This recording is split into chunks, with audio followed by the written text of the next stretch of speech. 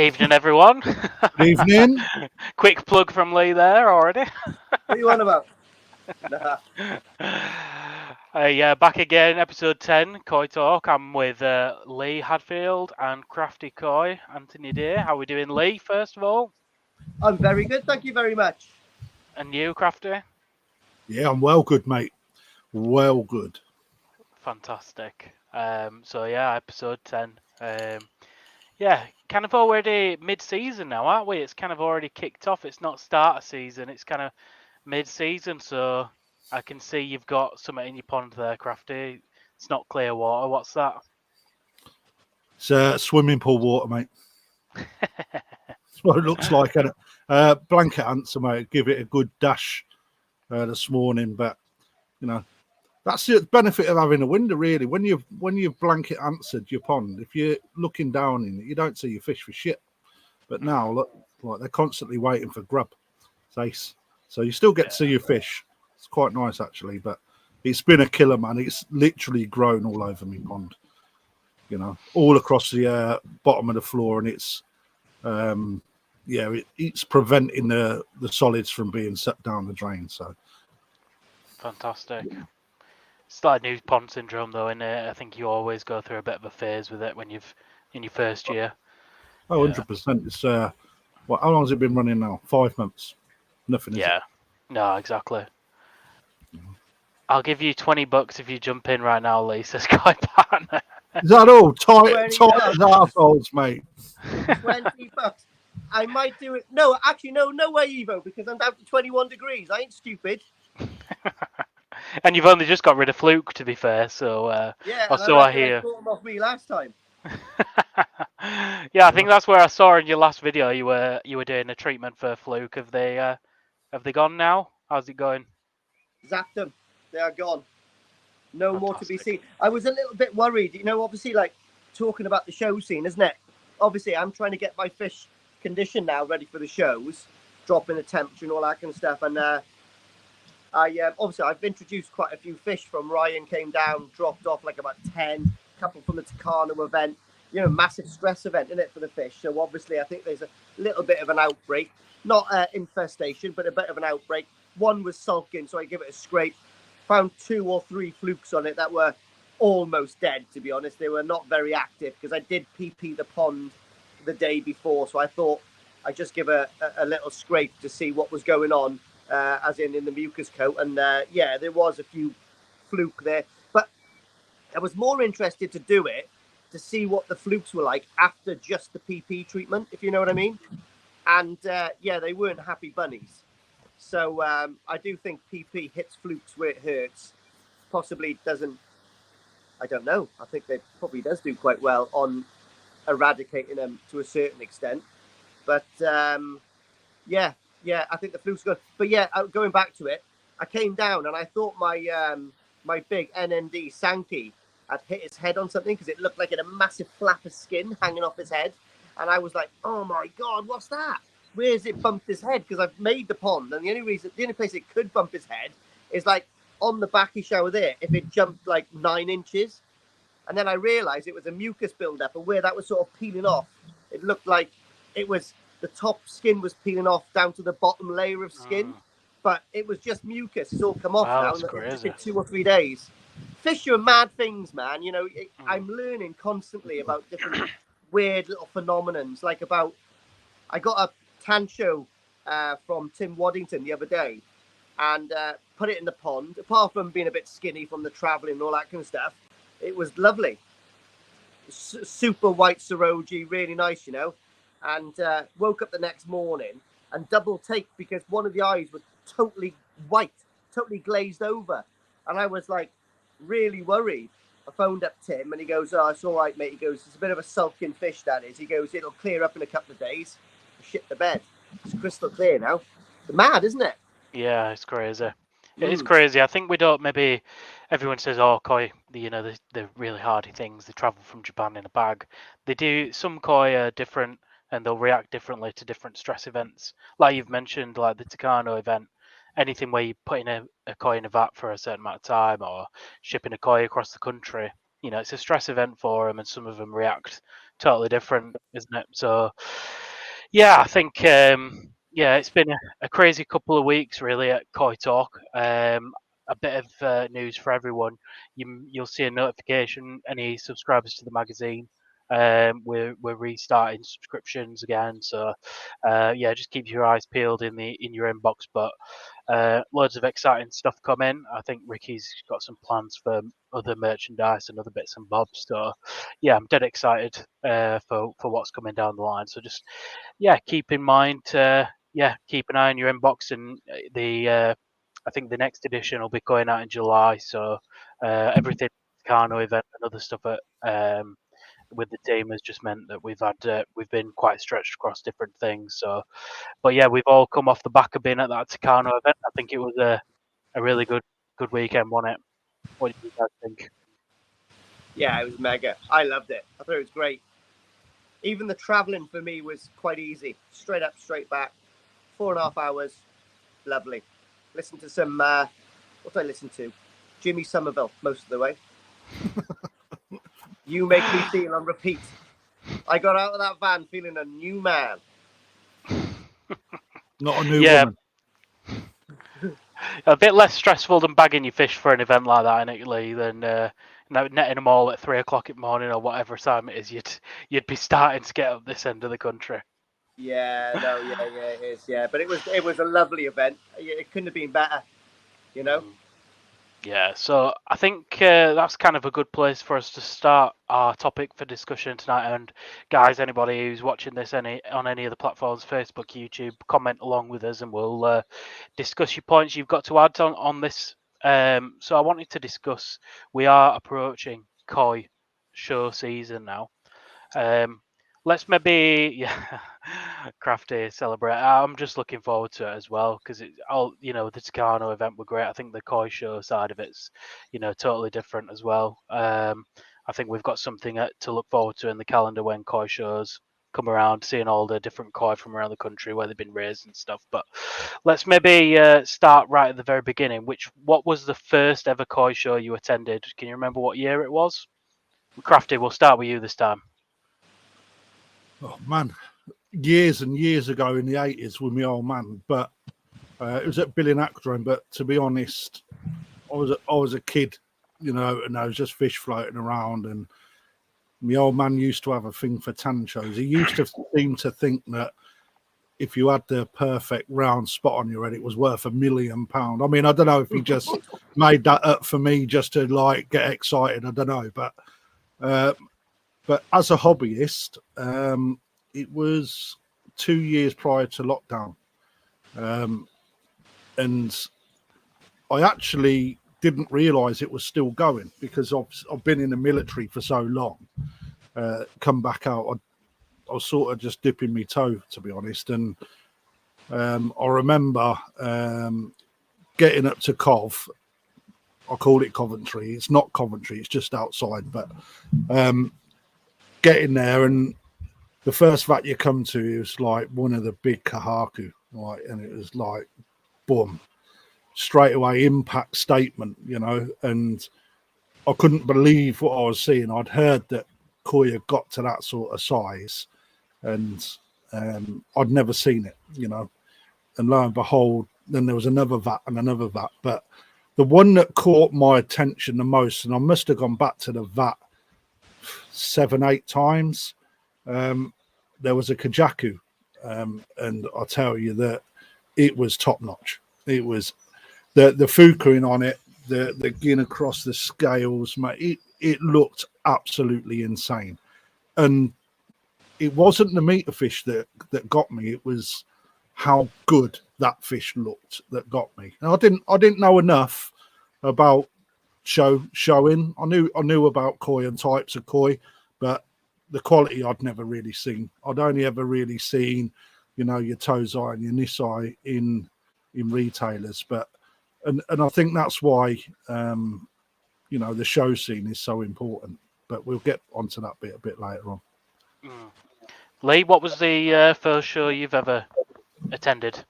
So the first one was the Southeast show in Maidstone, That was 2019. I think that was just after. Is that just after COVID? 2019, or was it 2020?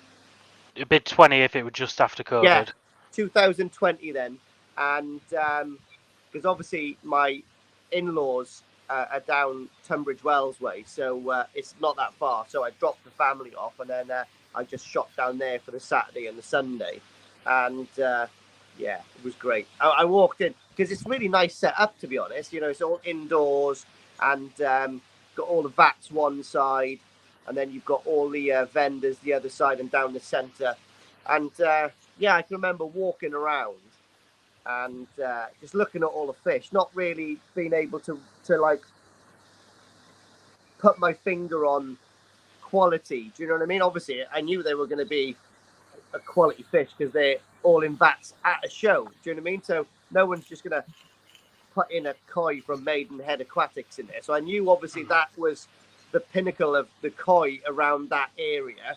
And I was looking at them and I was thinking to myself, yeah, it's pretty cool. Like, I mean, all the different varieties, all the different sizes. I got to meet a load of cool people as well. That's the first time I met Kevin Ryan from Exclusively. I got, because I had a couple of quid in my pocket and I was determined to get some, there we are, some Heat Series. So I got some Shinoda Heat Series for them.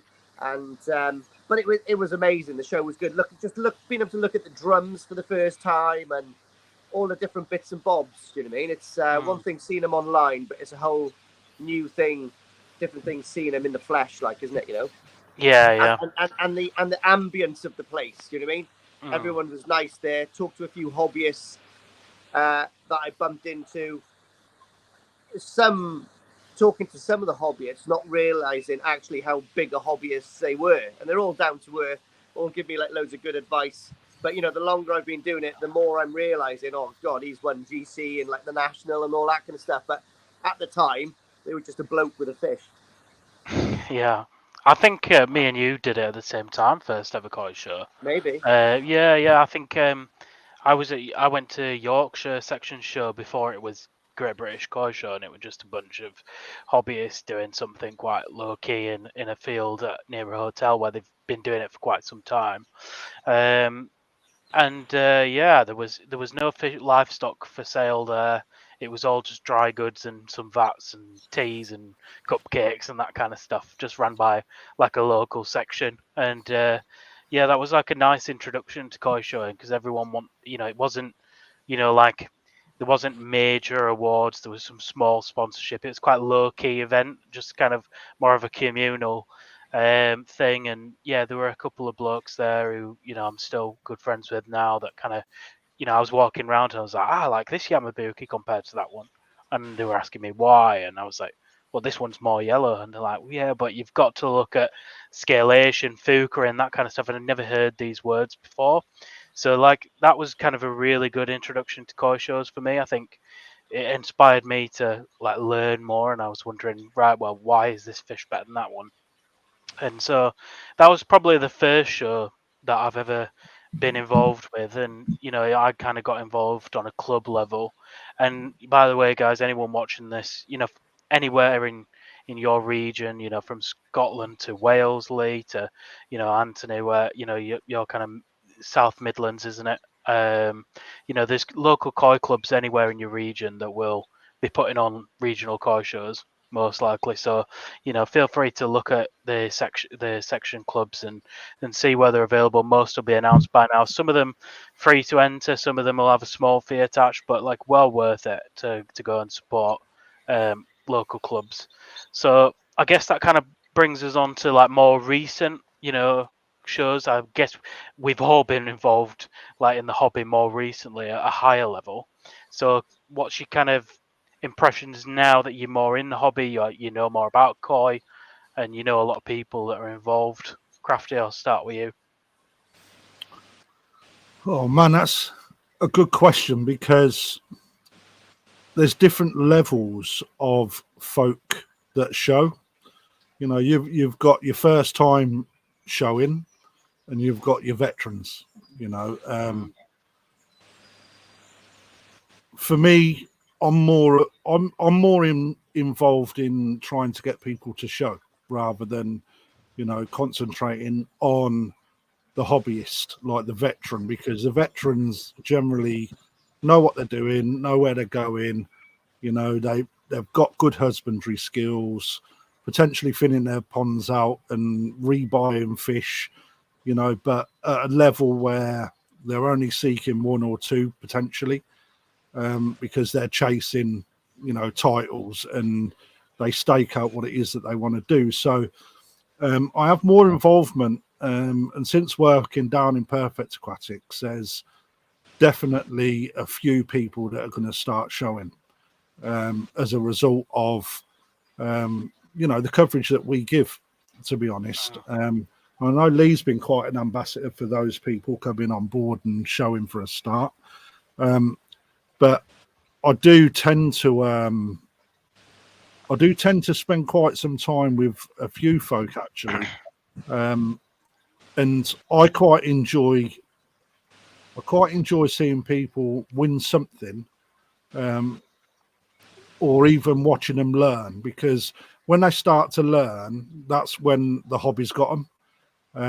However, when you flip the coin, you've then got those guys that aren't showing fish, that are looking for show fish.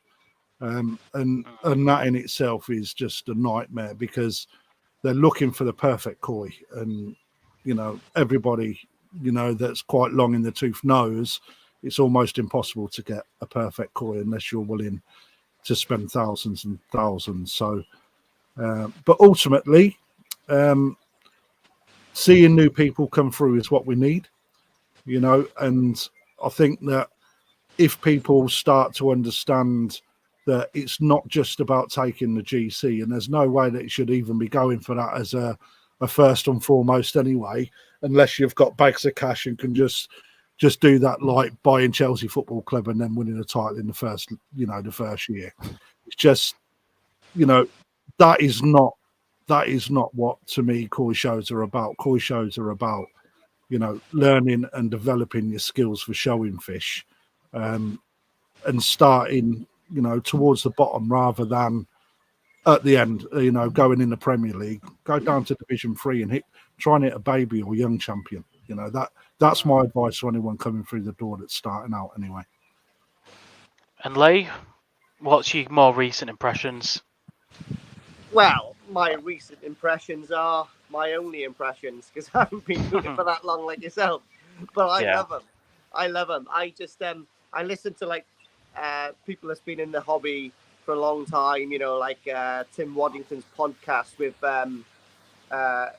Ricky, when he was saying, like, when he was growing up with his dad Peter, they were at a koi show like literally every weekend. In fact, they had to pick which one they wanted to go to some weekends in the actual show season. And I wish one day it would be more like that. So do you know what I mean?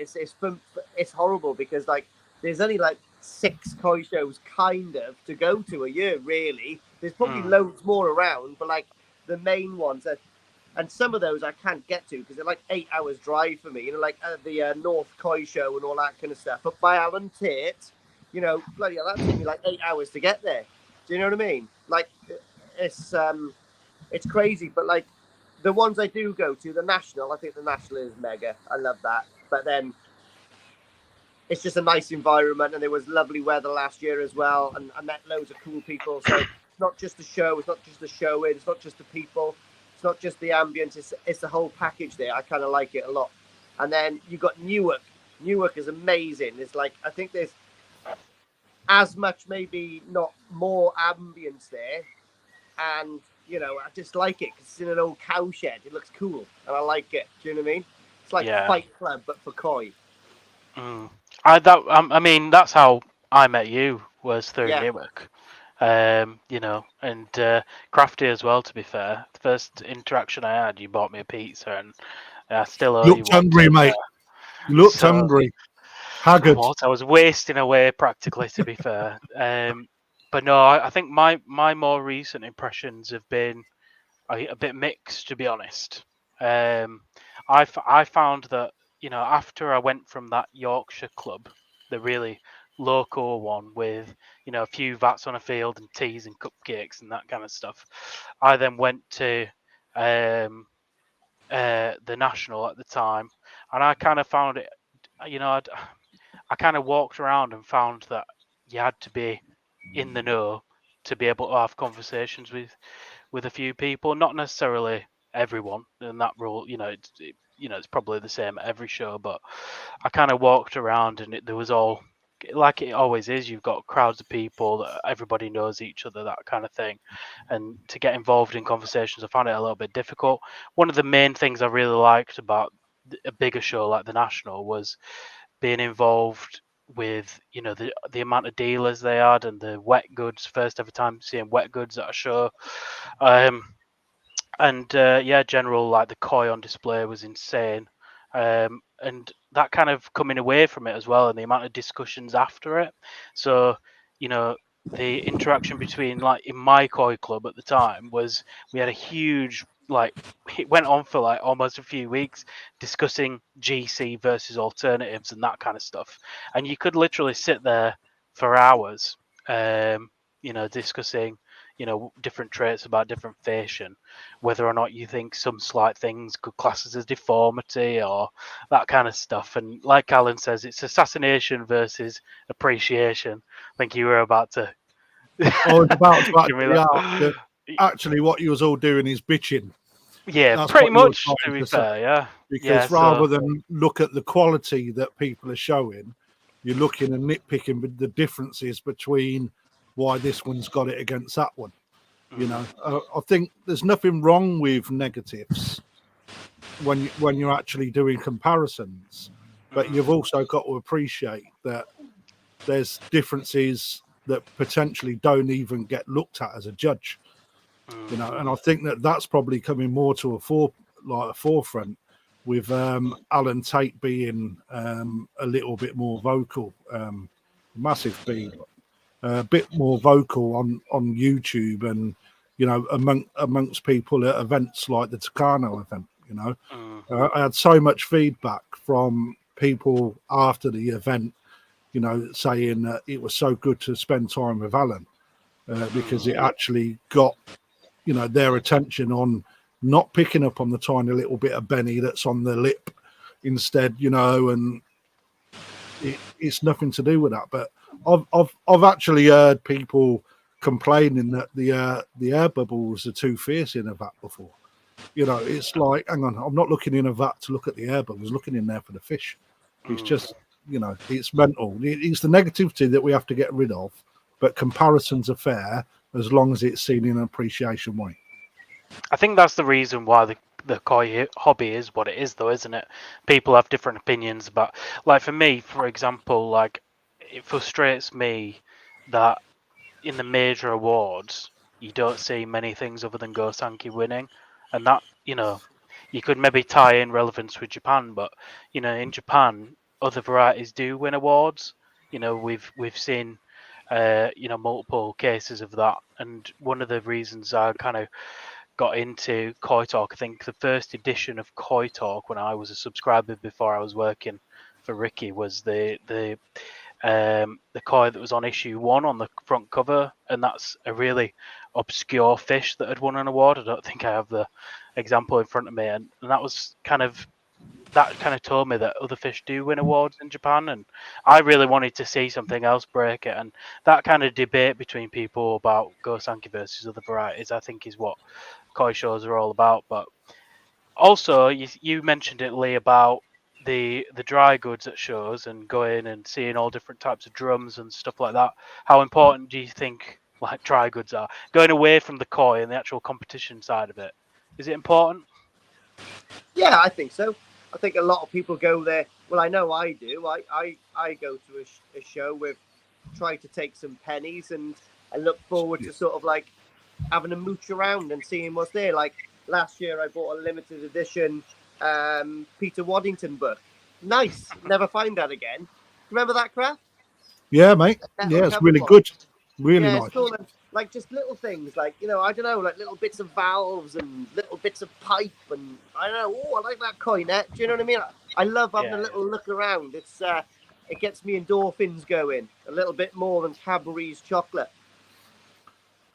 I think that on top of that, it's I'd like to see more personally. I'd like to see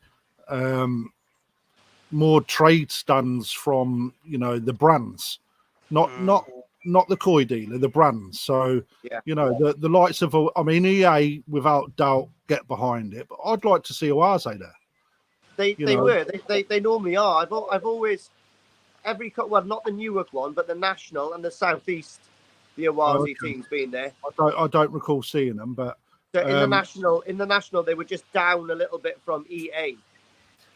Right. Okay. So I'll stand corrected. So they were there. But they are. To be honest, they are quite helpful. To be honest. I mean, with regards to Evo's Italian koi convention that they had there, Oase in this Japanese area, they had an absolute massive stand over there. And it'd just be nice to see that amount of sort of backing from more traders. I'm not saying just EA Oase. There's plenty of others out there. You've got the likes of NT Labs with all their food range, etc. Their medications, and I also know that they, working in a trading environment now, I get to hear a new stuff that's on the horizon. But there's nothing better than to start producing that at the koi shows at that point. And not only does that, you could do the grand reveals there at that point and sort of tie it into a big event. And to me, that marketing would just be great, to see some of those trading big brand names come forward, support what we do in the hobby environment, and bring something new, not just the normal ones that you generally see. That, for me, that should go out to everybody, Yeah, I think we need to hear from some of the brands that are on the market. You've listed a couple, and I'm even working as part of the magazine now. I just want to try and get some articles from maybe some different food brands, and we obviously harp on about sake hikari and the benefits of it, and we've all seen that. But maybe let's see some different opinions, and is there anybody out there that's willing to say, this is my food brand and I really want to do it? And I've approached a couple, and I'm hoping to hear back about some some brands that are on the market, and that goes for medication brands as well. We all kind of sit here and talk about what's the best treatment regime and that kind of stuff. I want to hear from some of them brands, but I guess kind of bringing it back to the shows. I guess what do we think the future of it is? Like, I believe that we're still, as Lee mentioned with the podcast with Tim and Ricky, obviously koi shows were a lot bigger than what they are now. Do we think we're going to get back to that? Is there still room for growth in koi shows, and where do we go from here in terms of like carrying on developing them and moving forward? I'll open it to either of you. So I think doing things like these podcasts and little YouTube channels, being as small or as big as they are, from Evo's to mine, from the big to the small. I think as long as you're portraying the hobby in a positive light and persuading people to go and visit these koi shows, and then these koi shows are going to get bigger, and then people that go there from the smaller clubs are going to, jump on board and try to do it. But don't know. Who knows?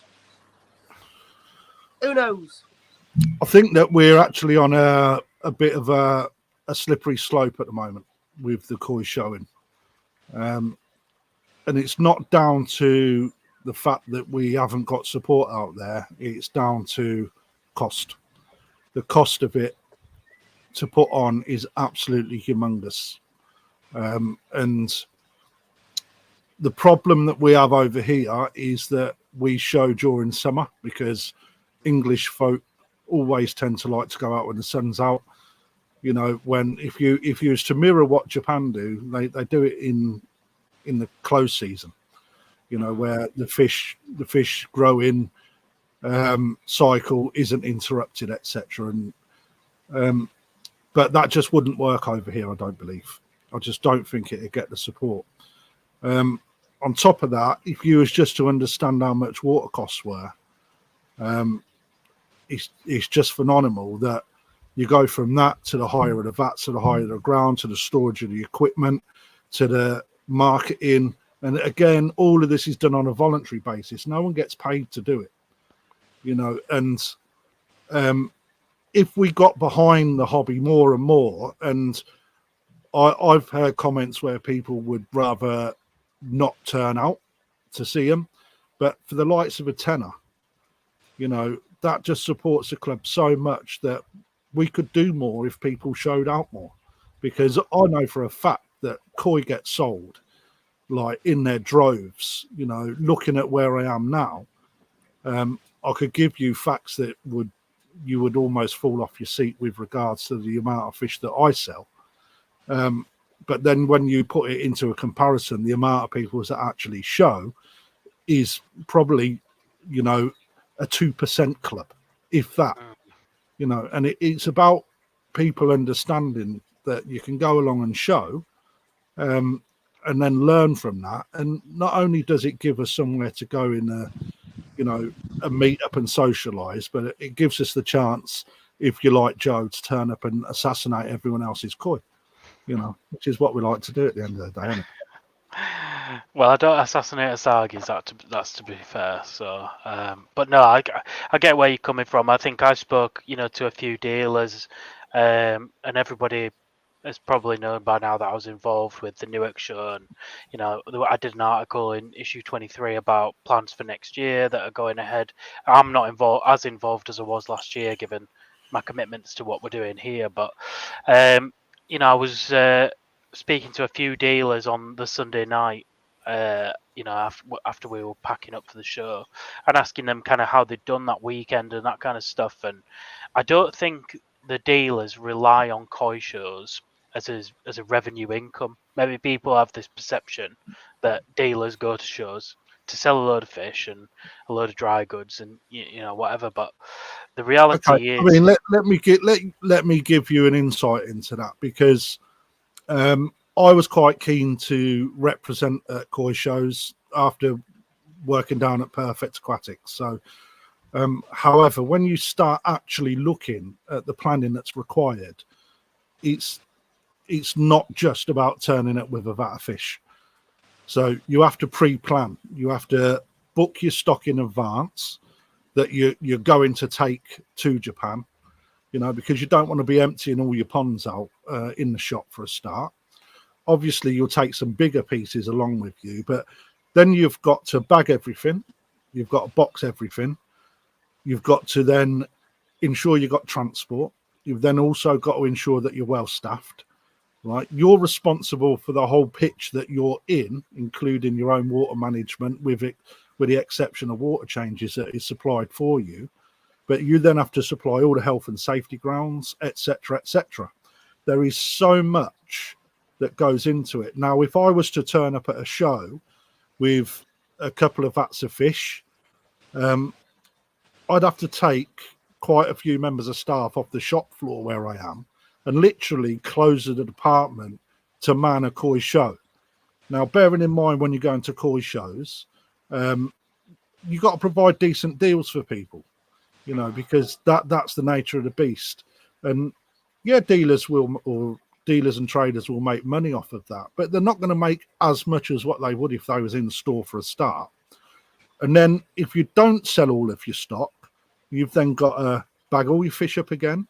You've then got to box them up. You've got to put them back in transport. You've then got to get them back to the shop. You've then got to then go through all of the biosecurity measures all over again just to reintroduce that stock back into your ponds. It is, and not only that, but by taking your stock to a show, you've got so many people walking through that you've got fingers being dipped in waters. You know, you've got the whole stressful event of being bagged and boxed numerous times and over a very short period of time. So not only is it good for our stock or bad for our stock, but it's quite a big event to do. So, you know, the dealers do it because they want to represent, but they also do it to ensure that people that are turning up to them shows have got something else to go for. So, you know, I am planning for next year. Whether it comes to a fruition or not, I don't know at the moment. But you know, that just gives you an insight and the bits that people forget about that traders go through in order to deliver to you guys like decent deals. I think you know, we're not all sitting here saying that koi dealers are, you know, going to shows out of the complete goodness out of the heart and charity to the hobby. We're not saying that. You know, koi dealers, you know, they do get something out of it, and it's keeping relevant. And you know, maybe they do go home at the end of the day with some money in the pocket from a successful show. But I actually know dealers that haven't gained money from shows. Yeah, so do I. So you know, and that sort of is an eye opener to everyone. And that sort of information doesn't generally get shared. But you know, dealers do go there just to mingle with you guys, you know, and everybody at the show for the event and the event purposes only. You know, so you know, some dealers will make a good light taken out of it, but some don't. What's your thoughts on it, Lee? About dealers at koi shows? Can we do anything more to help dealers participate? I think they're absolute sharks. No, I'm joking. No, I love dealers. More dealers go, the better. There's more fish to look at. But I understand. I'm saying that from a hobbyist or a punter's point of view, that just pays to go in and looks to get a lovely bargain from one of the vats. So I think a koi show wouldn't be a koi show without wet goods there at all. Do you know what I mean? It's almost more enjoyable looking at what good dealers bring to a show than the actual vats themselves that's in the show. Do you know what I mean? And I always find it hard not to buy something from the show, but yeah, it's yeah. But like I said, I love it. If it wasn't for that, that would be a massive part of the show that I would miss, I think. Yeah, I think this comment is really you know, something that I totally agree with. Hutch 647, dealers need to be seen as ambassadors for our hobby with the task to bring and introduce new people to the hobby, and I think that's what they get out of being at the shows. I do think I could elaborate on that as well, though, Joe. It's not just about new people, but also like being current with the people that are in the hobby as well. You know, it gives you a platform to chat and, you know, diversify amongst everybody that turns up. You know, because, you know, the one thing that's good is that people come from all corners of the UK to these shows, and that gives the dealers the option and the ability to talk to people that they wouldn't generally rub shoulders with. You know, so it's not just about new people; it's about everybody being able to see everybody's stock and how well their current dealer is doing in comparison. And I think to kind of add to this point, and you know, about the shows, you know, obviously I'm biased, and I'm coming from this as a point of being involved in the build up to a show and stuff. But I'm good mates with James Colley, and I know you know, that his mindset around the dealers that are attending Newark. He is doing that show, and I know he doesn't stand to benefit a penny from the show, and nobody can question that. You know, everything's accounted for by Yorkshire section of the BKKS who puts on that show. But one of the big things that James has said is he wants to do the show, coming from it with the knowledge that we've spoken about with the Tim Waddington and Ricky podcast, and he was involved in that time of the hobby where shows were put on every year. And I think doing a show for the good of the hobby, he's really careful about this year round about which dealers can participate and come into the show and who can have a trade stand or not, because I think he wants to make sure that the people there are the best people to guide people in the hobby, and it's not necessarily about who's going to pay more for the stand and how many stands can we fit in. You know, I know last year we could have gone bigger with the amount of halls that we have, and they're building another hall this year, and we can have more trade stands, and that's going to be fantastic. But I think for James, there was a risk of the first year seeing what dealers really put an effort into coming, and also like understanding the dealers' motivations about what they want to get out of a show, and if they're aligned with what James is on about doing something good for the hobby. So that's kind of my overriding point on it. I think, where do we go in future? Me and you have had back and forths about whether or not we can do more things online with koi shows and that kind of stuff. But yeah, I actually think there is option for us to do something in winter. I think winter's the best time to be showing koi. I mean, Lee, would you ever consider doing a koi show in winter time? Well, there was a discussion between James, Ricky, and myself about putting a winter show on in Newark. I don't know if you know that, Joe, do you? No, I wasn't privy to this conversation. Oh.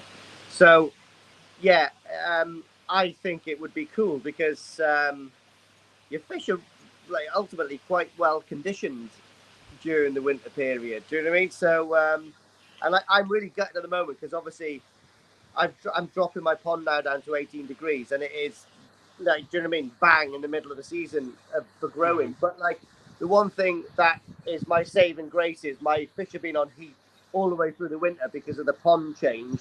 So they could probably do with a bit of a break. So not the end of the world for me this summer, but like next summer, once I've had that cycle for like sort of like giving them a bit of break in the winter, then I would like to just flat out grow them next year. And the koi shows would definitely benefit me if they were shifted 6 months. Do you know what I mean?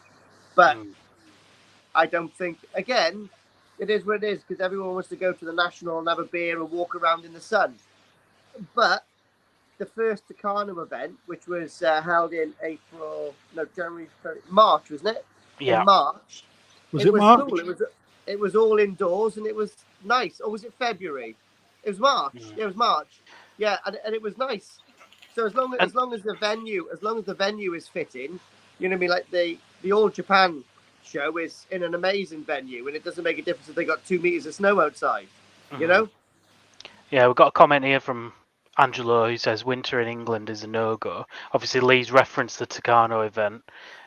Those fish were, maybe people have a perception that you're taking koi out of, 3-degree water and moving them to 3-degree water in the koi show. I'm talking about if it was a winter show, like Lee's mentioned, the Tucano event, that water was heated to a certain temperature, so with Lee, for example, you could maybe heat your pond to 10 degrees in January, February, March, and take a fish that's in a fantastic condition and show it at that temperature, not moving fish from unheated outdoor ponds to unheated outdoor ponds where they're exposed to the elements. That would be absolute carnage. But yeah, one of the big bits of feedback from that first Tucano event was how nice it was to be able to have something to do at that time of year. So I mean, Krafty, what's your thoughts on it? No, I don't think that I don't agree that winter in England showing is a no-go. I think that there's a gap in the calendar to put something, and there's only one way that we're going to change what we do for a 12-month year hobby, and that is to fill the gaps. There's nothing wrong with trying it and growing it. Start on a smaller scale, then work your way up. And then once people see that fish are fine and that can be done, then it's something that I think that we could do as long as you get the right venue. And Newark at the Tucano event was absolutely fantastic, and it was. The thing is, obviously, I know, obviously, people are thinking that the fish are going to be cold, moving into cold water, like you just stated, but they do it in Japan. Like, whoever enters a show, realistically, has got a air source heat pump. So, they're coming out of warm water, like, let's just say 18-degree water, and then going into a vat in Newark in 18-degree water. All you got to do is keep that temperature kind of stable for the trip there, And they do it in Japan in sub-freezing conditions, way colder than we do it. So they can do it. I'm sure we can. Yeah, I totally agree. We won the war. Yeah, Hutch, they do show it in winter, and obviously that's one of the things Ricky's been quite outspoken about, is that, for the koi, you're not interrupting the main growth season as well. So some people really, will maybe skip a koi show for a year because they don't want to interrupt. Like Lee now is having to take. What temperature were you before? 24, 25. And Yeah, go on. And the growth rates you'll be getting now coming down to 18 will be significant. And when you get them back, you might have to, treat or, salt or, No, I know. it really does disrupt all the other fish that you're not bringing to the show, right? And it's a pain because obviously I'm gonna take the fish down to 18 degrees now in the next few days, obviously to polish them off a little, and then go to the show. I'll have to raise them up again, realistically, for a few weeks and drop them back down again for the Newark. It ain't that far apart, realistically, a few months maybe. But I think for this show, I don't know what I'm going to do. I'll just take advice from Ryan, see what he says. He might just say, they're looking lovely, son. Just leave them at 24. I don't know. Fair enough. So we've got a couple of comments. So first one, Lee. Right, my big toe is still covered with PP. It's sucked right into the back toe. So I'm hoping it's going to work. And if it doesn't work, I've had a couple of bloody good comments about maybe soaking my toe in, vinegar, and another one with neat bleach. And then the next one is just going to be, I'm just going to chop it off. I think the next one, to be honest, if that doesn't work, I'm going to be a man and I'm literally just going to close my eyes and smash it with a hammer, get it out myself. Yeah, fair enough. Apple cider vinegar, as you mentioned, is like a proper Yorkshire old wives' tale. Everything is solved by apple cider vinegar in Yorkshire. So that's why you feed it to chickens. I think that the real man's thing to do would just be to clout it with a sledgehammer and just get the nail to. Fair enough. Another one here from Ian Satchwell. Obviously, Krafty is in the trade, but comes from a hobbyist background. Enjoys a hobbyist turned trade. What are the biggest things you're having to get your head around separating home and work ponds? Krafty, you go first, mate. I find it easier to look after me pond at home because I've only got one, and there's 60 down at the shop. However, there's nothing really. It's the good thing is that I can, if I've got an issue, I can just go and put my hand on the shelf and get what I need in order to deal with the issue from where I am, because we stock absolutely everything down at Perfect, and if it ain't there, then that's up to me to make sure it is. So I can get it if I want it, to make sure that everyone's got it. But nothing I actually, it's not really work. I'm sort of going from place to place, home to home, so to speak. I love it. Fair enough.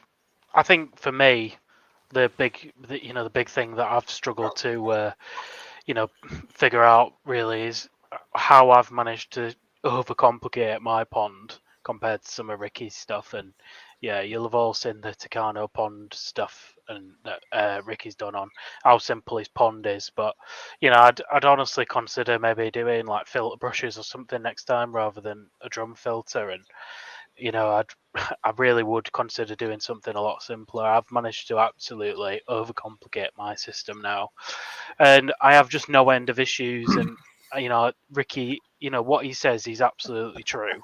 He has a cabinet.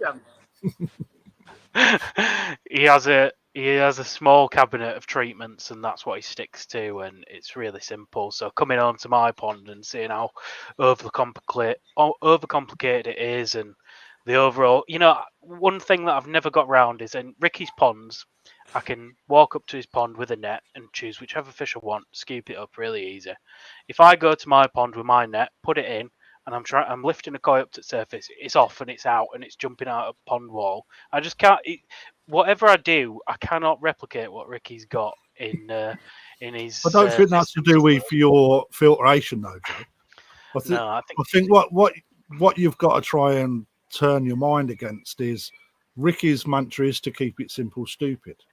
However, when you look at the difference between the clarity of the water that you've got at home against what Ricky has in his farm, you're going to struggle to hit them sort of clarities based on what Ricky does. So, I think the drum's got its place in the hobby. Look at Lee's setup. Lee's setup is absolutely fantastic.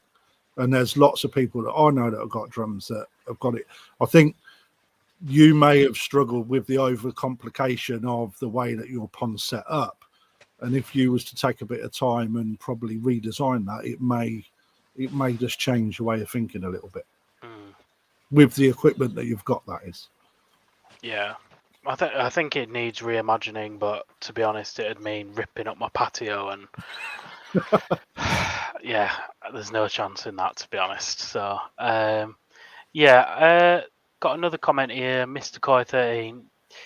Why not charge exhibitors for koi shows? More money to show in winter to pay for the koi show if you want to compare it to Japan. I know they are professionals, but it's an option if you really like showing your koi.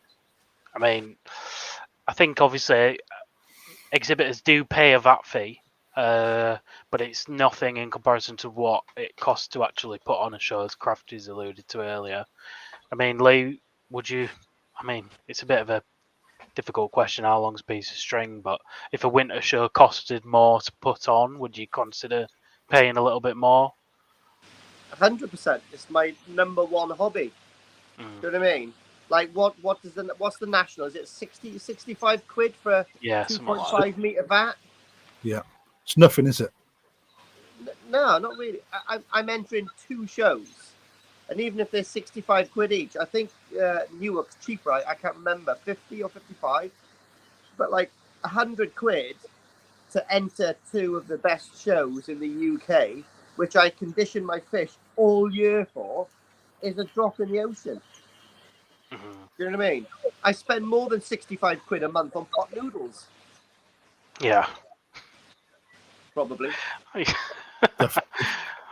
Nah, to be fair, I think you're right. It is, in Japan, the exhibitors essentially pay for the shows to be put on, and we're completely the opposite of that. We rely on dealers and people coming to the show to really put the show on.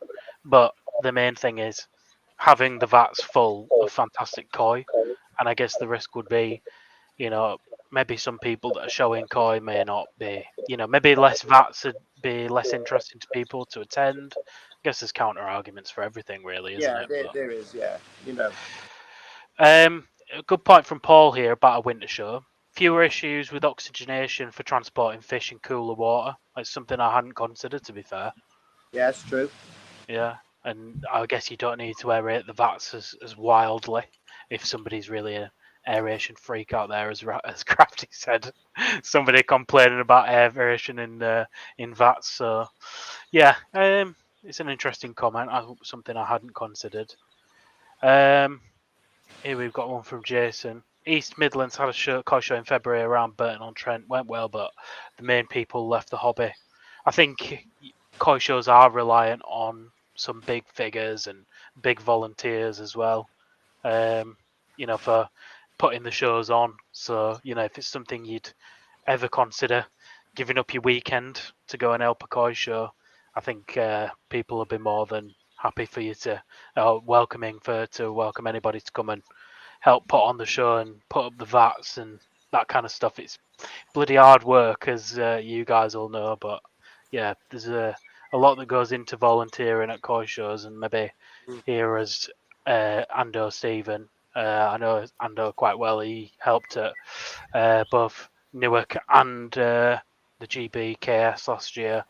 A lot of people do take unpaid or work or holidays to go and help put on the shows as well.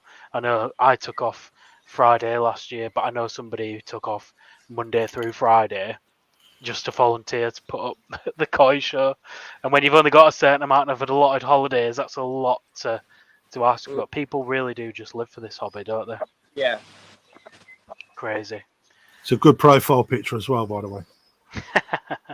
Steve. So yeah, I think anything else to add on koi shows, guys? Yeah, I seriously think that what's missing on some of the koi shows is it's a good talks and stuff like that, some seminars. Do you know what I mean?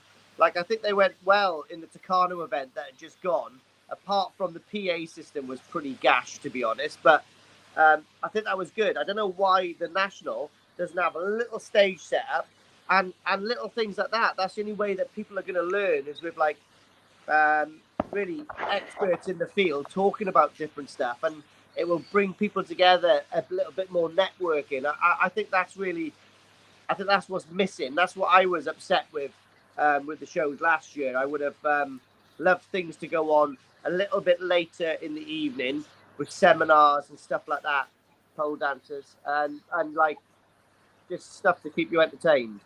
Maybe hearing from the judges' mouths as well why they've chosen certain koi would be a good idea as well. You know, maybe going through the deliberations and that kind of stuff would be really interesting, and maybe hearing what koi other judges voted for and that kind of stuff. Because I know Alan's said many a time how koi shows for a GC things have come down to like split decisions. Maybe the owner of the person on the losing end maybe didn't know that, because we don't really do a GCB over here, do we? That's not kind of anything I've seen. We even obviously got the major awards, but GCB is not something we have. What about you, Krafty? You got anything you'd add I mean, to koi shows? yeah, I mean, I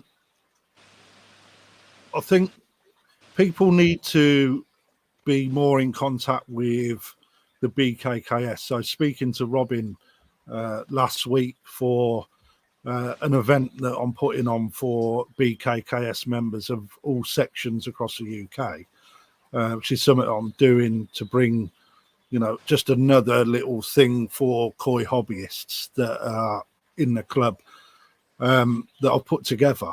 I know that the committee there have been working extremely hard this year to change a few things. Now, I spoke to Lee on something which was to have like a couple of pints and maybe a live band after, on a Saturday evening to keep people down at the venue, so you can have a bit more of an after party sort of thing. And it's something that's been done before, but it's something that there's potentially going to be looking at doing again, not this year, but it's out there as well. And also to come back to you, Joe, it's if you speak to Alan,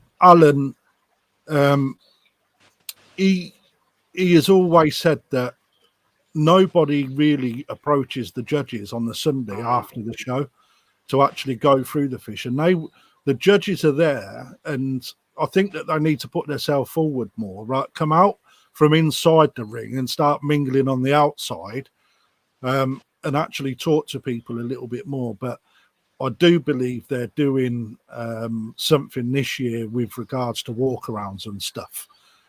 However, politics always gets in the way in the BKKS, and that is such a bloody shame, because we've got to do more and more. Everybody, whether you're hard in the hobby, whether you're a trader, YouTuber, judge, etc., just mingle, get people involved. Don't come out your little cliques and start talking to everybody, and try and get hold of those people. It's just one thing that I'd like to see this year. I'm there on the Sunday at the National, and I'm going to be making a video through Krafty Koi, but I'm going to be making a video. I'm going to be trying to get hobbyists on the other end of the camera, pointing out what it is that they're looking at, etc. Just as another way of getting people interested. We can do it.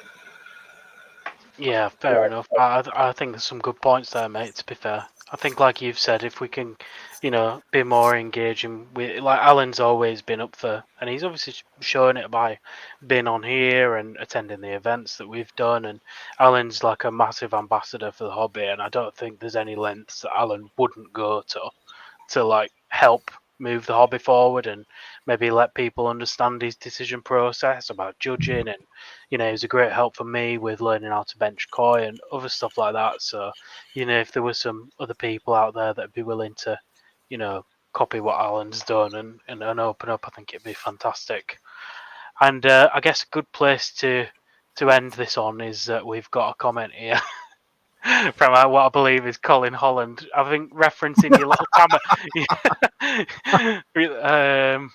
referencing your little, what is that? Goldfish? Tamasaba.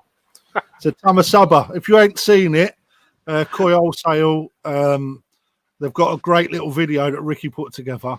He's got a pond full of these, and this little chap, well, it's actually a female. This little girl, oh, everyone's gone. I'm putting you up. It's like a fat kahaku, but I had people around at the weekend and it stole the show, man. It struggles to do anything. It's so fat and round, a bit like me, really. They don't mess around though, do they? They bully the koi. They don't. It gets slapped around by the big fish. It's great watching the tail smack it about. It's like so stupid. It just takes it. No, it's really cool. To be fair, I've taken quite a liking to them as well. But you'll be having butterfly koi next. I've got one in there, Joe. Fantastic. Well, guys, we've gone over the hour, so thanks again for another fantastic episode. And guys, leave us a comment. What do you want us to discuss next week? Maybe the other guys will put up another night, because it's been us three for the last couple of weeks. Last week, they need to pull the finger out, mate, don't they? I know. I think Ricky is on.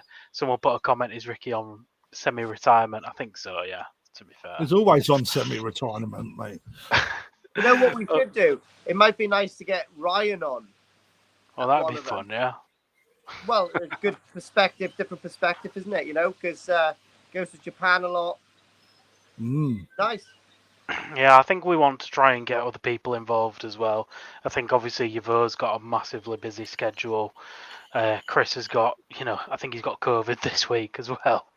So he's battling 2 kids and also, and Ricky's got young'uns as well. So I think, it's been really good, and hopefully people are enjoying the content. But any other topics you want us to discuss, feel free to leave us a comment. We read them all pretty much. So, and then we'll see you next week. But thanks, Lee. Thanks, Krafty, for joining me again. Welcome, mate. We'll see you around. Have a good one. All right. See you later. Bye, guys.